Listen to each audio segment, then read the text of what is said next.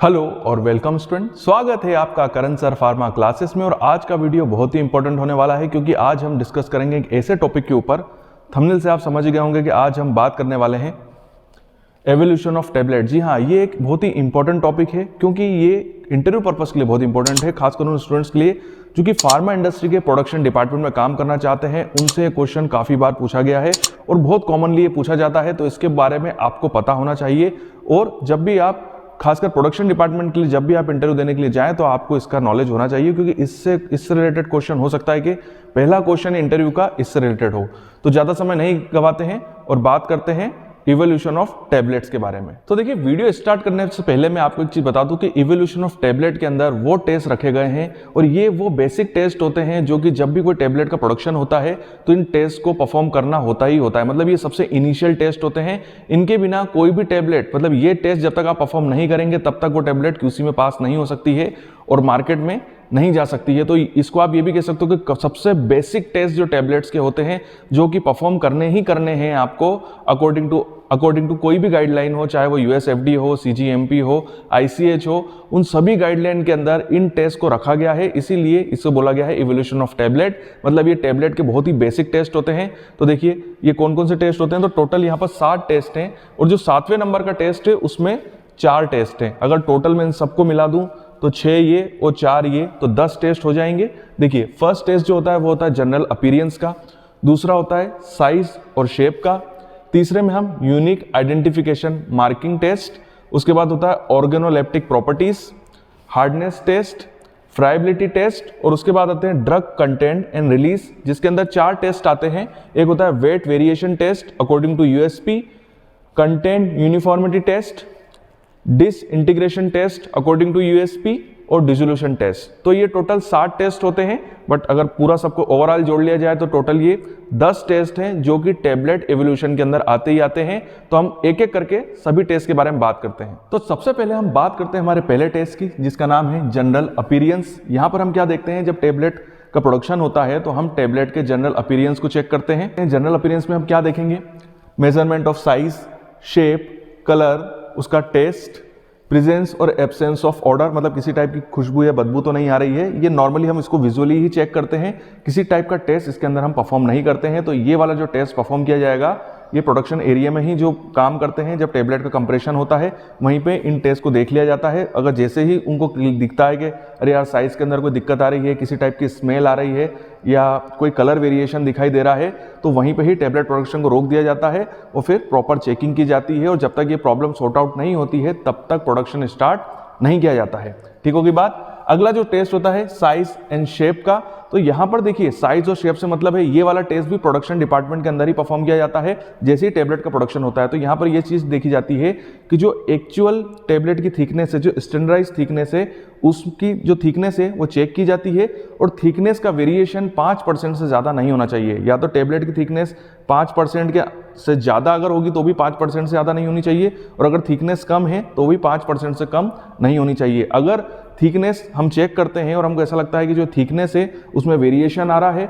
और जो थिकनेस है वो 5% से ज़्यादा वेरी कर रही है, तो फिर या ज़्यादा कर रही है या कम कर रही है, बट 5% से ज़्यादा या कम हो रहा है या रेंज को पार कर जाती है, तो वहाँ पर हम प्रोडक्शन रोक देते हैं, प्रॉब्लम को सॉर्ट आउट करते हैं और उसके बाद ही हम प्रोडक्शन स्टार्ट करते हैं। तो थिकनेस भी बहुत इंपॉर्टेंट पैरामीटर होता है। तीसरा पॉइंट जो है उसके ऊपर हम बात करते हैं। तीसरा पॉइंट है यूनिक आइडेंटिफिकेशन मार्किंग। तो यहाँ पर एक वर्ड यूज हो रहा है इम्बोजिंग, इनग्रेविंग या प्रिंटिंग। तो आपने जब भी कोई टैबलेट देखी होगी तो उस टैबलेट के ऊपर कोई प्रिंटिंग होती है, या तो वो अंदर की तरफ खुदा हुआ होता है या उभार होता है, इनग्रेविंग होती है या इम्बोजिंग होती है या डायरेक्ट प्रिंट होता है। तो ये प्रिंट क्या हो सकता है, या तो सिंबल होगा, कंपनी का नाम होगा, प्रोडक्ट का कोई कोड होगा या प्रोडक्ट का ही नाम होता है। इसका इस तरीके की टैबलेट के ऊपर प्रिंटिंग कर दी जाती है।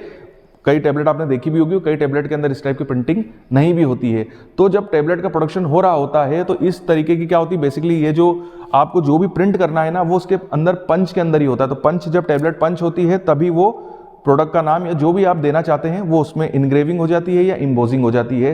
तो ये भी उसी समय जब प्रोडक्शन स्टार्ट होता है तभी इस प्रॉपर्टी को चेक कर लिया जाता है। अगर यहाँ पर भी कोई प्रॉब्लम दिखाई दे रही है कि प्रॉपर तरीके से प्रोडक्ट का जो नाम है वो प्रिंट नहीं हो रहा है टेबलेट के ऊपर, या जो भी हम सिंबल टेबलेट के अंदर देना चाहते हैं कंपनी का सिंबल या कोई भी, तो वो भी अगर सिस्टमेटिक वे में प्रिंट नहीं हो रहा है तो उसी समय प्रिंटिंग रोक दी जाती है, प्रॉब्लम सॉर्ट आउट की जाती है। और ये ज़्यादातर ये प्रॉब्लम होगी पंचिंग की वजह से। जो आप पंच यूज़ कर रहे हो सकता है उसके अंदर कोई प्रॉब्लम हो, वो सिस्टमेटिक वे में पंच ना कर पा रहा हो, तो उस समय हो सकता है कि आपको पंच चेंज करने पड़े। तो जब तक ये प्रॉब्लम सॉर्ट आउट नहीं होती है तब तक हम प्रोडक्शन स्टार्ट नहीं करते हैं। तो ये वाला टेस्ट भी कहाँ परफॉर्म किया जाएगा?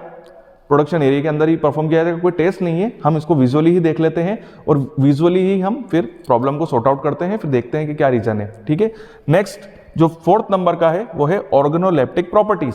तो यहाँ पर क्या हो रहा है कि अगर आप टेबलेट के अंदर हम जब कभी कभी देखते हैं तो जो कलर टेबलेट जो होती है हमको यूनिफॉर्म कलर में नहीं दिखती है, उसके अंदर किसी टाइप का कलर वेरिएशन दिखता है। मतलब जो कलर है, जैसे आप कोई समझ लो आप कलरफुल टेबलेट बना रहे हो, ब्लू कलर की, रेड कलर की, ठीक है, कोई भी आप कलर दे रहे हो टेबलेट को, येलो कलर की, और वो टेबलेट का जो कलर है, जैसे येलो कलर की टेबलेट हम यूज कर रहे हैं, तो येलो कलर की टेबलेट में जो येलो कलर है वो सिस्टमेटिक वे में डिस्ट्रीब्यूटेड नहीं है, उसमें कलर जो है वो बिखरा हुआ है। तो इस डिफेक्ट को, ये टेबलेट का एक डिफेक्ट होता है और इसको बोलते हैं मॉटलिंग।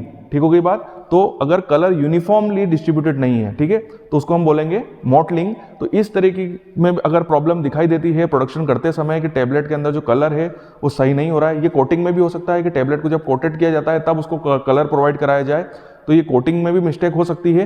तो उसी समय कोटिंग रोक दी जाती है, प्रॉब्लम को सॉर्ट आउट किया जाता है और फिर आगे हम कोटिंग करते हैं।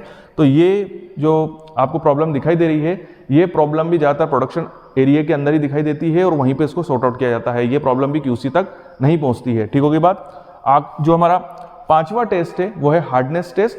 हार्डनेस टेस्ट के लिए हम 5 तरह के हार्डनेस टेस्टर को यूज करते हैं। देखिए हार्डनेस टेस्ट क्यों लगा जाता है?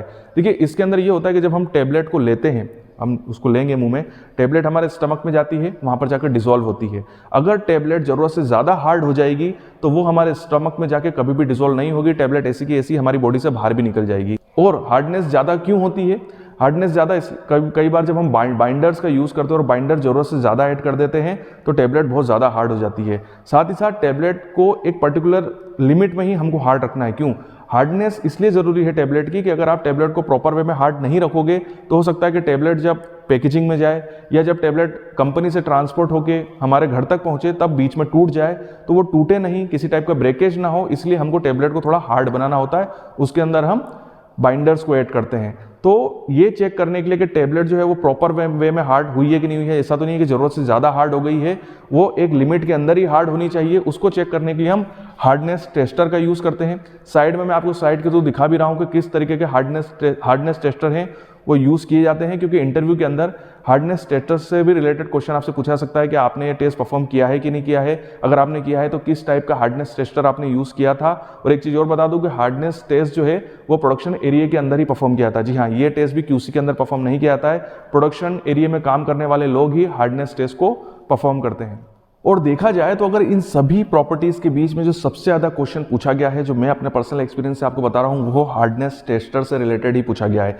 एक चीज़ में अपने जितने भी मेरे वीडियो देख रहे हैं और अगर आप अभी B फार्मा कर रहे हैं, D फार्मा कर रहे हैं और अगर आप प्रोडक्शन डिपार्टमेंट में काम करना चाहते हैं, तो आप जब भी प्रैक्टिकल परफॉर्म करें टेबलेट से रिलेटेड, या आप जब भी अपनी सुटिक्स लेबोरेटरी में जाएं तो वहाँ पर आप ज़रूर पूछिए कि आपके पास हार्डनेस टेस्टर है कि नहीं है। PCI की गाइडलाइन के हिसाब से, अकॉर्डिंग टू PCI, हर फार्मेसी कॉलेज के पास में अपना हार्डनेस टेस्टर होना चाहिए। तो आपको साइड में मैं आपको हार्डनेस टेस्टर की स्लाइड भी दिखा रहा हूँ, तो इनमें से कोई सा भी हार्डनेस टेस्टर आपके कॉलेज के पास अवेलेबल होगा ही होगा। तो आपको ज़रूर एक बार हार्डनेस टेस्ट परफॉर्म करना चाहिए, चाहे तो आप मार्केट से टेबलेट लेके आ जाएं और एक बार हार्डनेस टेस्ट परफॉर्म करें। क्योंकि अगर जब भी आप प्रोडक्शन डिपार्टमेंट के अंदर काम करेंगे तो आपको वहीं पे ही हार्डनेस टेस्ट परफॉर्म करना होगा। इसलिए मैं आपसे कह रहा हूं कि आपको हार्डनेस टेस्ट चलाना आना चाहिए और उसको रीड करते भी आना चाहिए।